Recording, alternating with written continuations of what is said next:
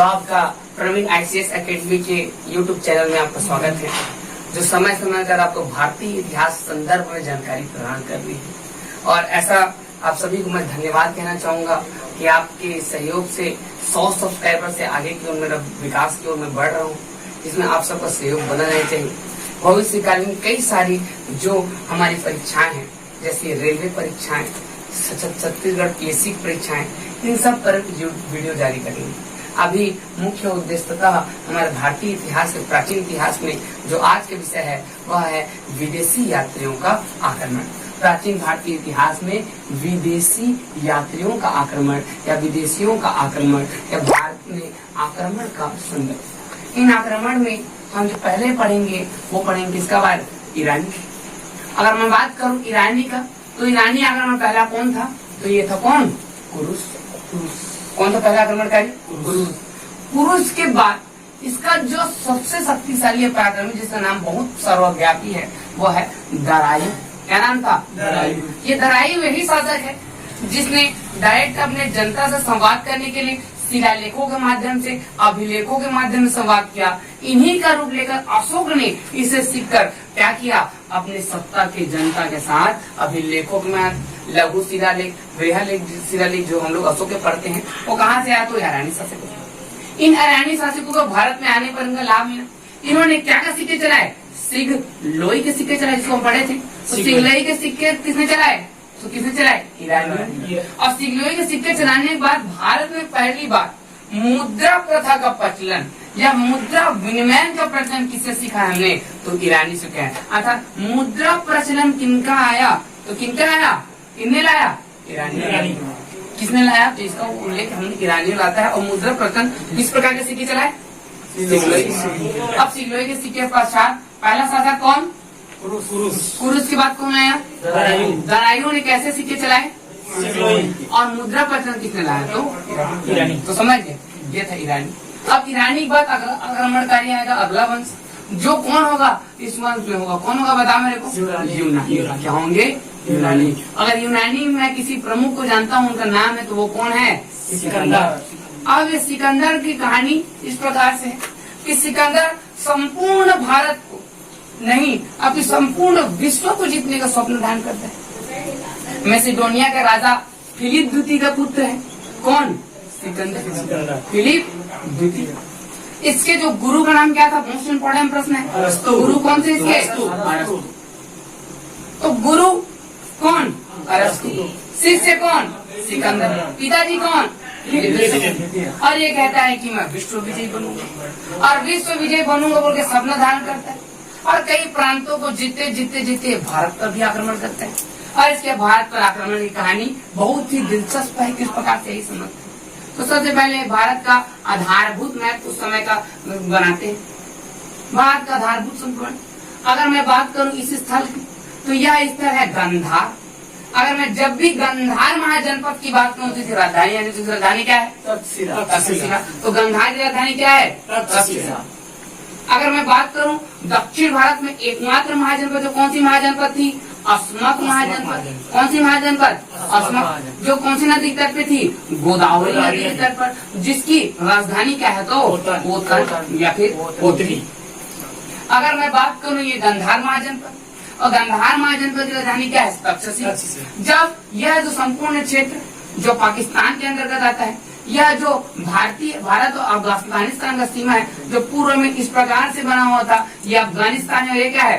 पाकिस्तान है। यहाँ पर एक पर्वत है जिसे हम कहते हैं हिंदुकुश पर्वत। कौन सा पर्वत? हिंदुकुश पर्वत। और जब हिंदुकुश पर्वत पर यह आक्रमण करते करते आता है, तो इन क्षेत्र को जब भी जीता है तब इसे बैक्टीरिया नाम देता है। क्या नाम? बैक्टीरियन प्रदेश। कौन सा प्रदेश? बैक्टीरियन प्रदेश। और इन बैक्टीरियन प्रदेश में शासन करते हैं। इसके साथ इसका सेनापति रहता है। उस सेनापति नाम क्या है? सेल्यूकस। इस सेल्यूकस का पूरा नाम बताओ तो क्या है? Seleucus Nicator. सेल्यूकस निकेटर को कौन कहता है? सिकंदर कहता है। सिकंदर अर्थात अलेक्जेंडर कहता है कि हे सेनापति, तुम इस तरफ युद्ध अभियान में जाओ, मैं भारत पर आक्रमण करने के लिए जाता हूँ। और जब ये भारत पर आक्रमण करने आता है तो सबसे पहली बार ये कहाँ पहुँचता है? गांधार पहुँचता है। कहाँ पहुँचता है? और गांधार का राजा इस समय कौन रहता है? तो कौन रहता है? वो यहाँ पर एक विश्वविद्यालय समय पे चलता रहा, तो उस विश्वविद्यालय का नाम है क्या है? तक्षशिला। और तक्षशिला विद्यालय जो प्राध्यापक है उसका नाम क्या है? चाणक्य। और चाणक्य के मैं और नाम बताऊं तो क्या नाम है? विष्णुगुप्त। और विष्णुगुप्त के साथ और एक और नाम क्या है? तो क्या है? इन तीनों नामों से सुशोभित कौन? चाणक्य, विष्णुगुप्त और कौटिल्य। यहाँ पर तक्षशिला में उस समय पढ़ा रहे थे।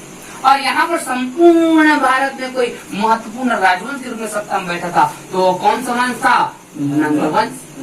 कौन सा वंश था? नंदवंश। और नंदवंश का शासक उस समय कौन था? तो घनानंद।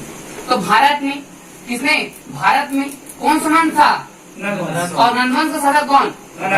और घनानंद ने किसके, मतलब घनानंद का समकालीन कौन था? कौन सा? तो सिकंदर। कौन था? ये प्रश्न पूछा जा सकता है कि सिकंदर जिस समय भारत पर आक्रमण किया उस समय भारत का राजा या फिर भारत में सबसे प्रतापी राजवंश का राजा कौन सा था? तो कौन सा? और वो कौन से वंश से संबंधित है? तो अब घनानंद अपने राजधानी, घनानंद की राजधानी कौन सी है? पाटलिपुत्र। अब मगध साम्राज्य पाटलिपुत्र की राजधानी में बैठा था। जब मगध साम्राज्य पाटलिपुत्र की राजधानी में घनानंद अपने दरबार में एक विशाल समारोह का आयोजन करता है। इस समारोह में वो कई प्रकार के ब्राह्मणों को बुलाता है। कल की कहानी में सृष्टि पढ़ रहा था, जिसको आज बता रहा हूँ, ध्यान से सुनिए। एक विशाल समारोह का आयोजन करता है। इस समारोह में वो कई ब्राह्मणों को बुलाता है। इन ब्राह्मणों में एक व्यक्ति रहता है जिसका नाम क्या होता है? चाणक्य। चाणक्य जब उसके दरबार में आता है और सभी ब्राह्मणों को जब वो क्या कहते हैं, दान देता है, अर्थात धनराशि देता रहता है, तब जब चाणक्य उनके पास जाता है तो चाणक्य जब जाता है तो उनको कहता है, हे राजन, मुझे किसी प्रकार की धन नहीं चाहिए। आपका जो राजवंश है वह संकट की ओर है। तो किस प्रकार संकट की ओर है बताओ? कहता है कौन? घनानंद। आपके साम्राज्य विशाल सेना लेकर आक्रमण करने आ रहा है। कौन? तो सिकंदर। उस सिकंदर के आक्रमण के लिए आपको अपनी तैयारी करना चाहिए। तो घनानंद घमंड से कहता है कि इतना बड़ा राजवंश, इतना बड़ा राजा हूँ, मेरे पास विशाल सेना है, मेरे से वो क्या करेगा? तो महाराज मुझे यह भेंट नहीं चाहिए। तो ये भेंट को ना लेकर वो कहता है तुम मेरा अपमान कर रहे हो, और इस अपमान के स्वरूप उसको क्या तिरस्कार करते हैं, और तिरस्कार करके उसको क्या करते, तिरस्कार का कहता है। और तिरस्कार के बदले में चाणक्य अपनी जो क्या होता है, इस केस होता है, इसको चोटी कहते हैं, उसको निकाल देता है और कहता है कि जब तक मैं इस प्रतिशोध का बदला नहीं लूंगा तब तक अपनी मैं केस को नहीं पालूंगा। कौन? चाणक्य। और चाणक्य ऐसा करके घनानंद के दरबार से निकल जाता है। जब घनानंद के दरबार से निकलता है कुछ देर में एक लड़का एक क्रीड़ा खेलता रहता है, राज क्रीड़ा, जिसमें वो राजमहल बनाता था, उसमें कुछ कुछ कार्य करते रहता था। उसको देखकर चाणक्य प्रभावित होता, कहता है यह बच्चा इस प्रकार से कैसा खेल खेल रहा है, इस प्रकार से खेल को तो कैसा सीखा बचपन से? तो उसका जो मालिक रहता है, जो उसको खरीदा रहता है, वो कहता है यह जो प्रकार है यह अपने बचपन से सीखा है इसने। और इस सीख के पश्चात वो बोलता है इस बच्चे को मेरे को दो। कौन बोलता है? चाणक्य।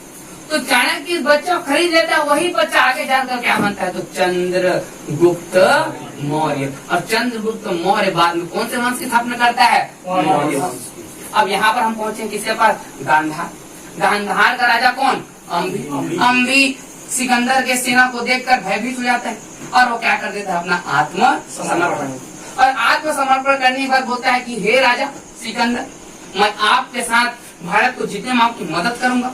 और अम्बी भी अपना सैन्य सहयोग देता है किसको? सिकंदर को। और दोनों के दोनों कहाँ बढ़ते हैं? आगे। और जब आगे बढ़ते हैं तो पोरुस के राजा, जिसका नाम है क्या? राजा पोरस। कौन राजा है? राजा पोरस। यहाँ पर एक नदी है, इस नदी को मैं बोलता हूँ कौन सी नदी? वितस्ता नदी। या नदी क्या नदी बोलता हूँ मैं? झेलम नदी। झेलम का प्राचीन नाम क्या है? तो वितस्ता है। इसे यूनानी भाषा में हाइडिस्पेसिस कहते हैं। कौन सा कहते हैं? हाइडिस्पेसिस।